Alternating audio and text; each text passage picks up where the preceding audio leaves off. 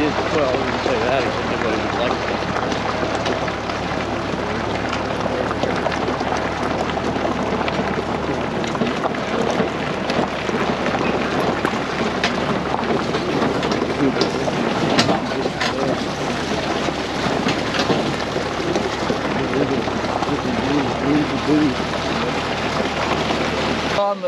We put on the back panels. In the middle of the summer, we take the back panels off to let more air through, but then when it gets like this, chickens like a little more protection, a little warmer, and so we put the back panels on to tighten it up a little bit. So this is the last batch of birds of the season. These will be finished by the 20th, 25th of October. So we're about 3 or 4 weeks from done. So these come in at as of course just as hatched chicks, and they they're in the brooder for about between 2 and 3 weeks. Then they come out in the field as little chicks, and so the shelters protect them from predators, from the weather. There's 75 in each one. They're 10 by 12 by 2 feet high. We move them every day. I'm going to go ahead and move one now so you can see how we move them, and we'll talk about a little more. So we have a simple dolly here. This is what makes it functional. This little homemade dolly. We've got several of them. When we finally put Tyson and Cargill and Purdue out of business, these will be available in every hardware store in the country and be as common as a hammer. Okay, so you just stick this underneath.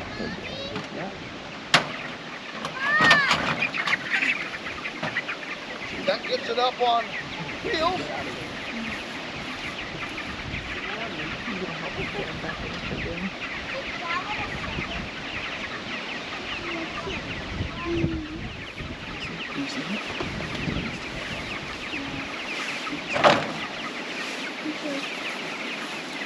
Okay, and then the birds just walk on the ground. Now they've already been moved once today. It's a little bit of a aberration. You just walk on the ground to the next spot. Okay? They have a new shower bar. They get their bedding changed.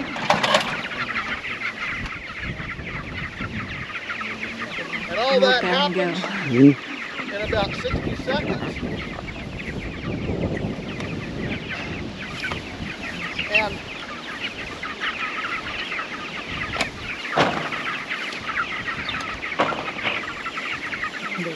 And we just move them along. You can see, they've come this way. We have a field exactly like this on the other side of those trees. You'll see in a minute. We cover that whole field, bring everything over here. We only touch a spot once a year, 1 day a year. So there's a year's rest and then 1 day to make sure that everything is optimally sanitized and clean before the birds come back on the same spot. Of course, this field has been, grazed, hayed, egg mobiles, broilers, so just because there are broilers here now doesn't mean there wasn't other things going on throughout the year. So this is the stackable idea where we're stacking additional enterprises on the land base.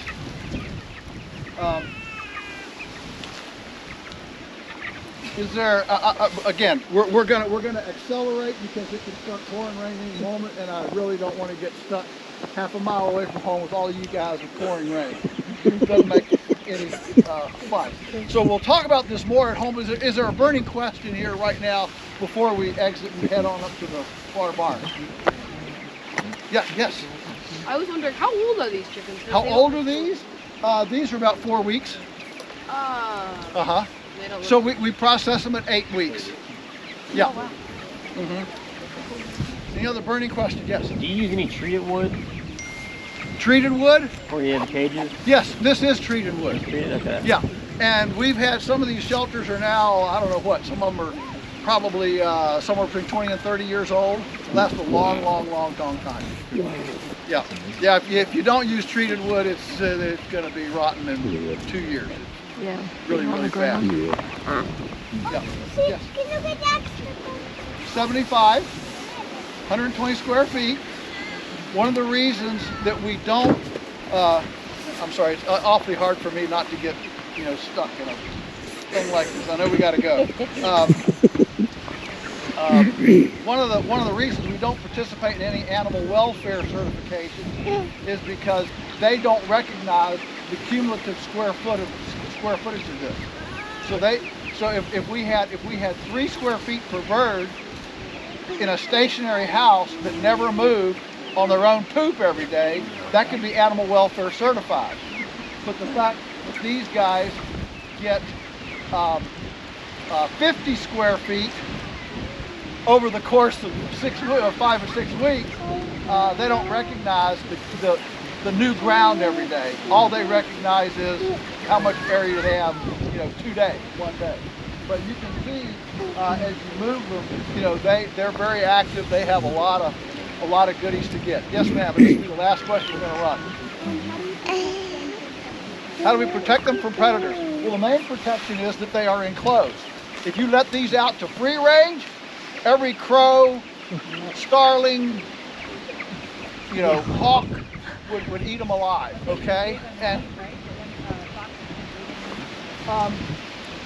in all of our decades, to my knowledge, we've only had 1 fox that ever dug in. Here's the thing about it. Predators are opportunists. They don't want to work. They want to get easy, and that's why coyotes. I mean, you just see them loping along, right? Wow, they're looking for something easy, right? And so predators are that way. And the thing about a fox is, yes, they could dig in, but they can't dig in very fast. It might be a 3-night project before they finally get in. Well, in a stationary situation, they can come back to it and keep working on the backside. You don't know they're there, so you come out one morning and half the chickens are gone, right? Because he's been digging out through the tall grass and the ragweed and the lamb's quarters and the multiflora rows on the backside of your chicken coop, all right? You didn't see it. Here, by moving them every day, he has to come and start over every day. So he gets discouraged and frustrated and goes somewhere else, okay? So there's a lot of value in the new ground every day, okay? All right, we're gonna go to the farm barn now. And hold your chicken questions and we'll get them at the end. You have to mow this. Do we have to mow it? Yeah, I mean, do they basically keep it down for you?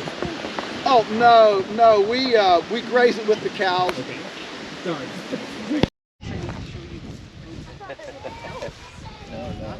No.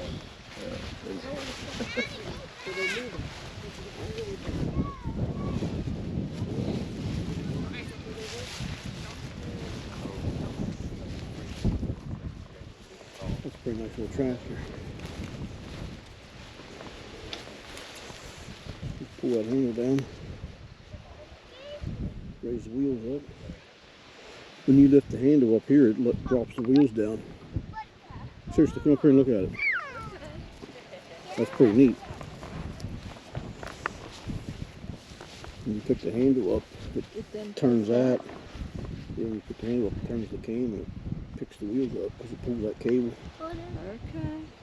Then just pull it wherever you want to. What are those things on the ears? Things on it all just tags so they know which one it is. Oh. Yep. I like them. You like them. They are cute, ain't they?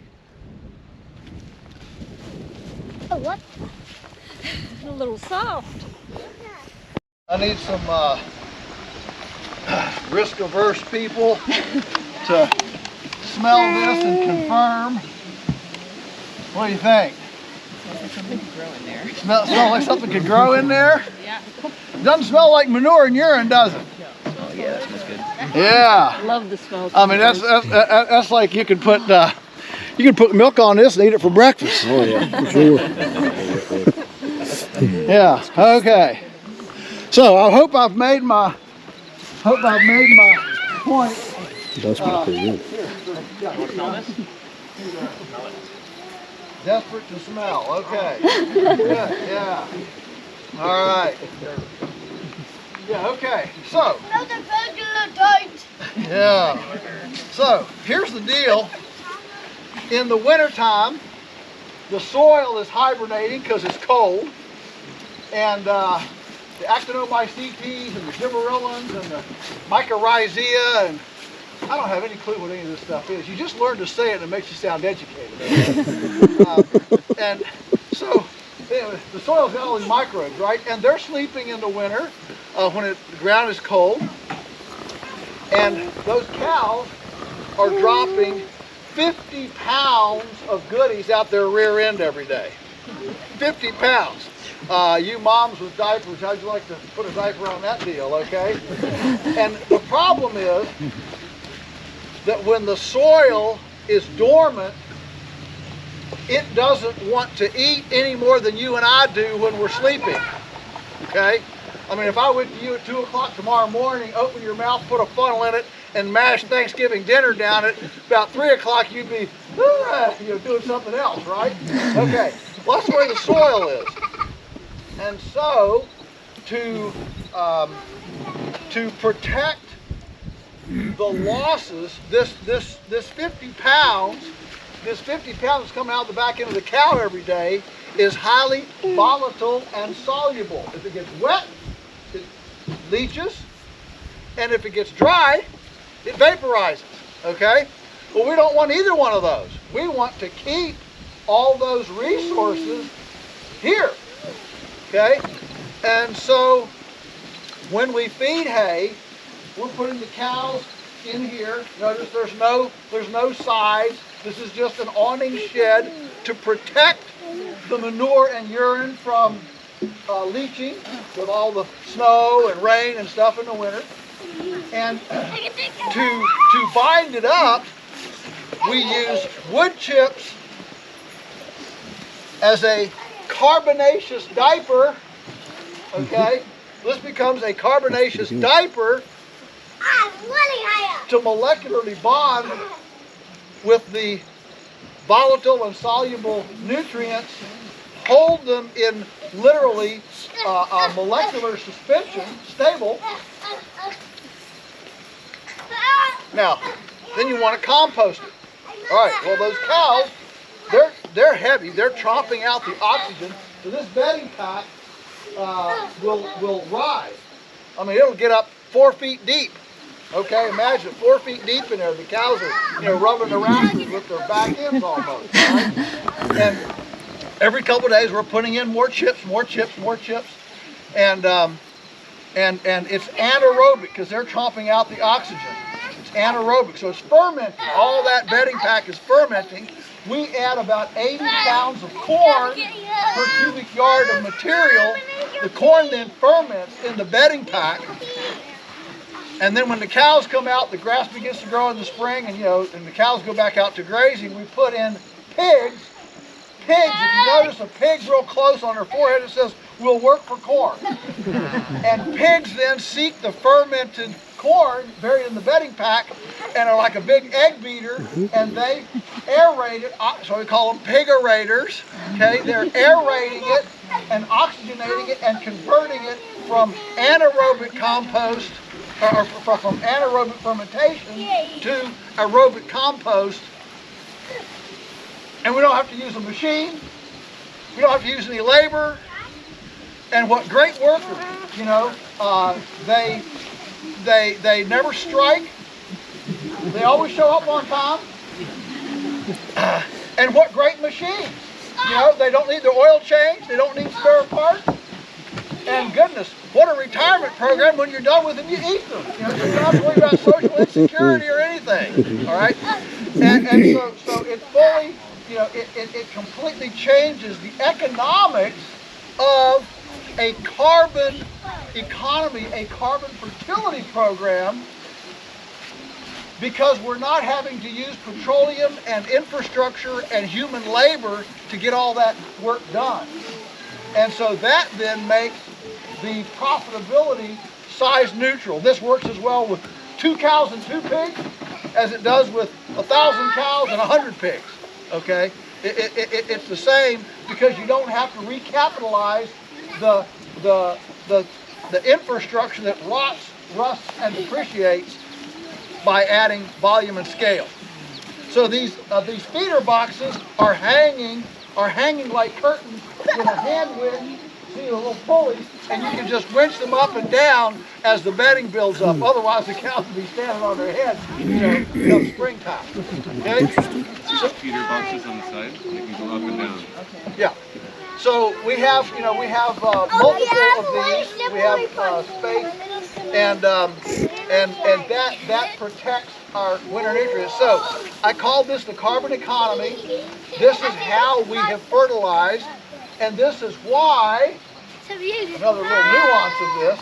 Why, when Putin invaded Ukraine, and the farming community was going apoplectic over the escalating cost of fertilizer, we just laughed.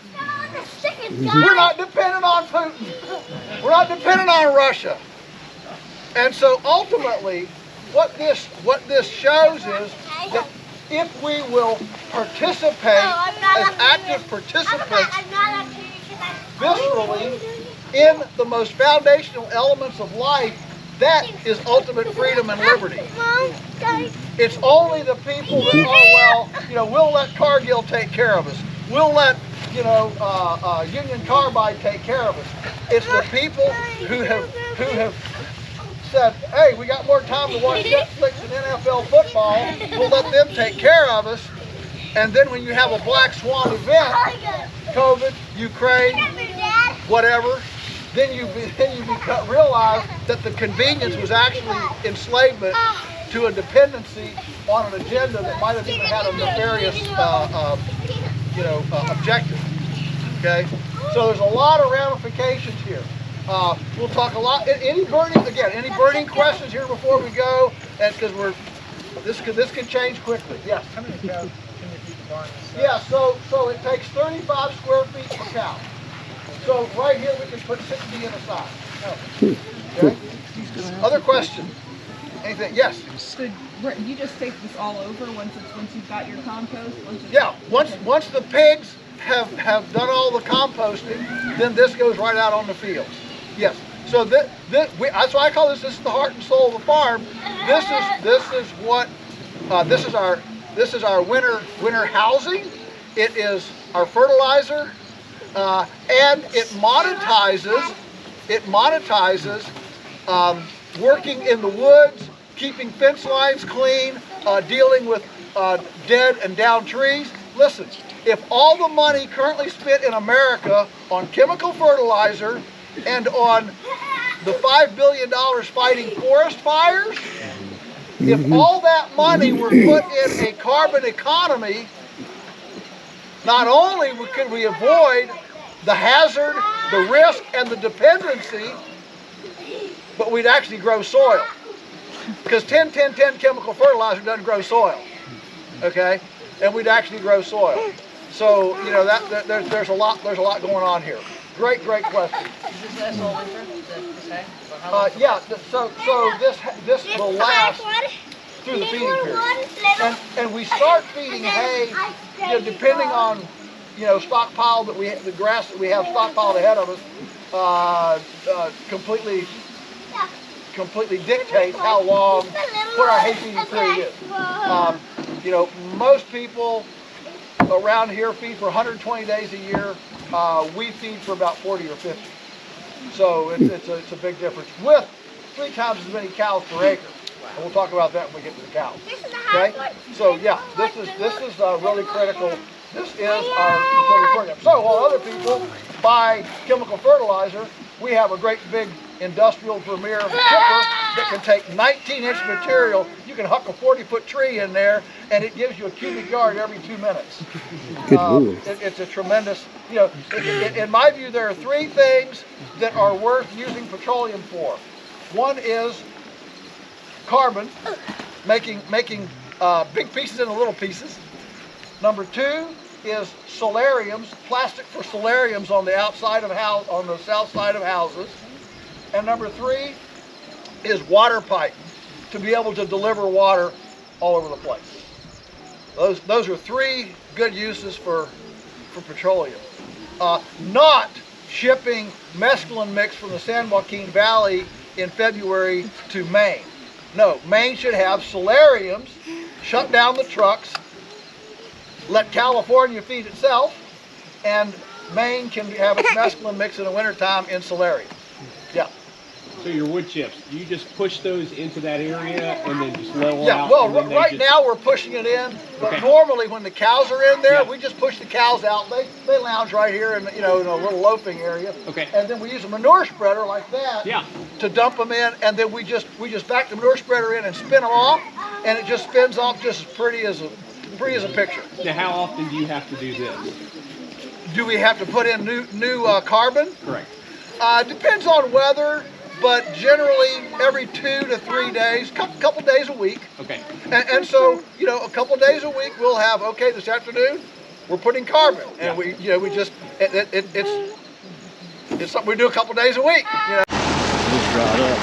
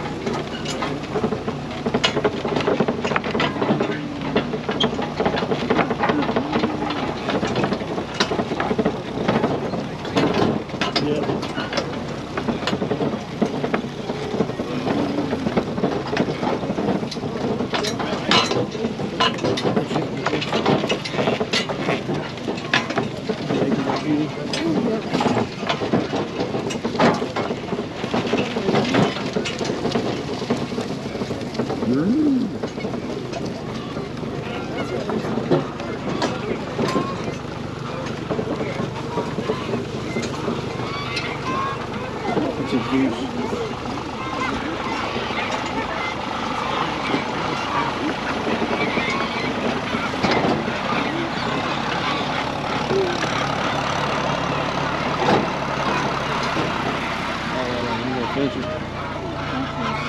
Of course, that's only 2. I bet that's only 2.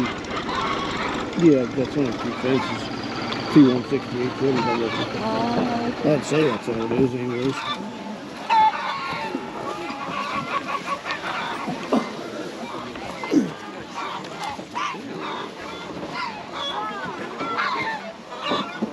All right, this is the Millennium Feather Net. Yes, it is named after the Millennium Falcon in Star Wars. And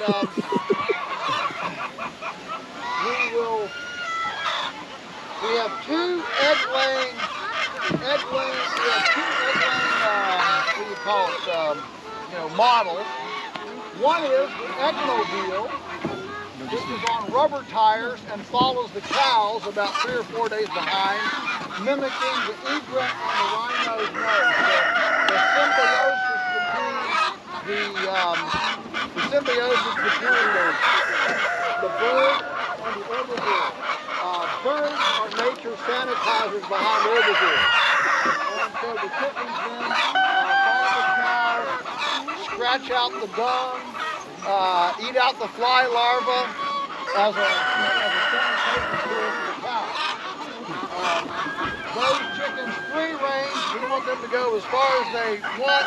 They strap the cow patties into the ground and all that. And those are over on the other hill. You'll see it there as we make our turn to go down the hill. Sorry. The other model is this one, the Millennium Feather Net, which they can't go past this fencing. This is electrified, and lots of times children don't get much of a spark because they're real small.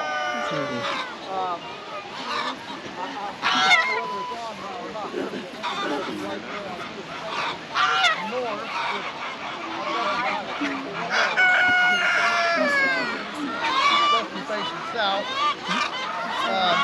Anyway, the space here is a 1/4 acre. This material, there's little metal threads running through it. You got some dark, you got to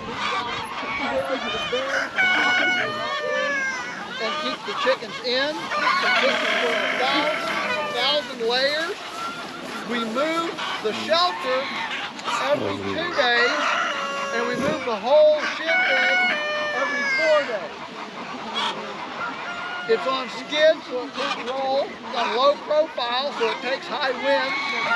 The feed buggy in front of it, of course, carries the feed. The goose is a large goose. It's pretty effective against aerial predators. And of course, the nest boxes are up inside. This is a silver truss, kind of an A-frame setting, not for the rain. So we're going to head on the cows. I don't suppose we can stop there. They're obviously very happy. We'll talk about them when we get down to the hoop house. They get moved every day to a friendly spot. We'll talk about that when we get to the hoop house. And so now we're going to go down. We'll go down and make just a circle around the rainbow wheel so you can see it. And then we're going to go to the turkeys. You might see sheep on your right as we go by them. We go to the turkeys. That'll be our last stop, and we'll go home. Okay? It feels